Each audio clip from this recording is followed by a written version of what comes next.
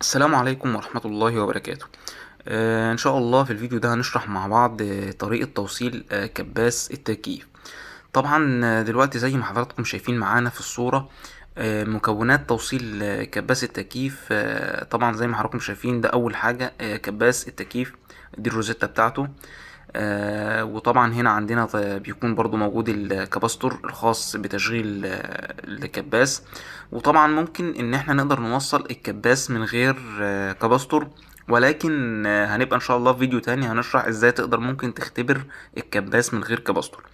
وطبعا هنا برضو في عندنا ال 220 فولت طرف ال L وطرف ال N. فتعالوا دلوقتي مع بعض سريعا هنشوف ازاي نقدر نوصل كباس التكييف. دلوقتي زي ما حضراتكم شايفين احنا عندنا الروزيتا الخاصة بالكباس متحدد فيها السي والاس والار، يعني ملف التقويم وملف التشغيل والملف المشترك. طبعا هنا الجلدة اللي بتكون موجودة على الروزيتا بيكون مكتوب عليها الكلام ده، ولو مفيش الجلدة دي ولا انت قادر تحدد الاطراف، في فيديو هسيبهولك في خانة الوصف تحت عن ان انت ازاي تقدر تحدد اطراف الكباس. فدلوقتي طبعا بعد ما احنا حددنا اطراف الكباس وعرفنا ملف المشترك فين وملف التقويم فين وملف التشغيل فين، فدلوقتي هنقدر نوصل كباس التكييف. في البداية دلوقتي أول حاجة هنوصلها إن إحنا هناخد طرف كهرباء هيكون طرف ال L، وهنوصله هنا عندنا فين؟ هنوصله هنا في الملف المشترك. وما نقول ملف مشترك معناه طرف السي، الطرف اللي بيكون مكتوب عليه سي اللي هو الكومن، ده بيكون الطرف المشترك ما بين ملف التقويم وما بين ملف التشغيل. فدلوقتي زي ما احنا قلنا هناخد طرف من ال L هنوصله هنا في الطرف سي اللي احنا قلنا عليه اللي هو الطرف المشترك. طيب دلوقتي احنا وصلنا طرف كهرباء للطرف المشترك اللي هو طرف سي. هنا متبقي عندنا ايه؟ عندنا هنا متبقي طرف الار اللي هو ملف التشغيل، وطرف الاس اللي هو ملف التقويم. فعندنا هنا كباستور فيه ليه طرفين اتنين، هناخد هنا طرف من نيوترال وهنوصله هنا في طرف من الكباستور، الطرف اللي انتوا حضراتكم شايفينه ده في الصورة.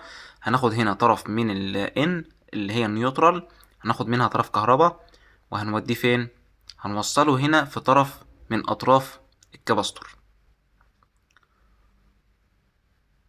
وبكده نكون وصلنا طرف الكباستور من النيوترال. طيب هنعمل ايه تاني؟ نفس الطرف اللي احنا وصلنا له فردة نيوترال هناخد منه برضو طرف، يعني هو بيبقى فيه كام طرف؟ احنا قلنا فيه طرفين اتنين، لا نفس الطرف اللي احنا وصلنا له طرف ان هناخد منه طرف كمان برضو طرف سلك، هنوصله هنا فين؟ هنوصله بطرف الار اللي هو ملف التشغيل. تمام كده؟ يبقى خدنا هنا طرف ان عدى على الكباستور وطلع من الكباستور راح على ملف التشغيل اللي هو طرف الار اللي بيكون موجود في روزيتة الكباس. هنا فاضل عندنا طرف الاس اللي حضراتكم شايفينه ده اللي هو ملف التقويم.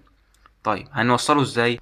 هناخد هنا طرف سلك من طرف الكباستور التاني، هنوصله هنا على طول مباشرة بطرف الاس اللي هو طرف ملف التقويم.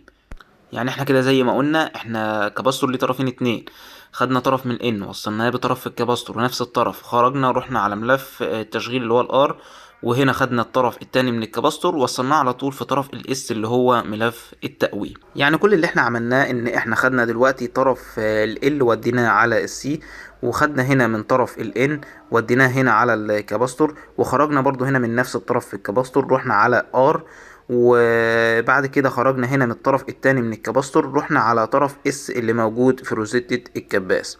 وبكده نكون انتهينا من توصيل الكباس، ونقدر نختبر دلوقتي حاليا اي كباس تكييف متواجد امامنا. وايضا كده نكون وصلنا لنهاية الفيديو، ولو عندك اي استفسار اكتب لنا تحت في التعليقات وهنرد عليك في اقرب وقت ان شاء الله. ولو عجبك الفيديو ما تنساش تعمل لايك وتشترك في القناة ليصلك كل جديد. والسلام عليكم ورحمة الله وبركاته.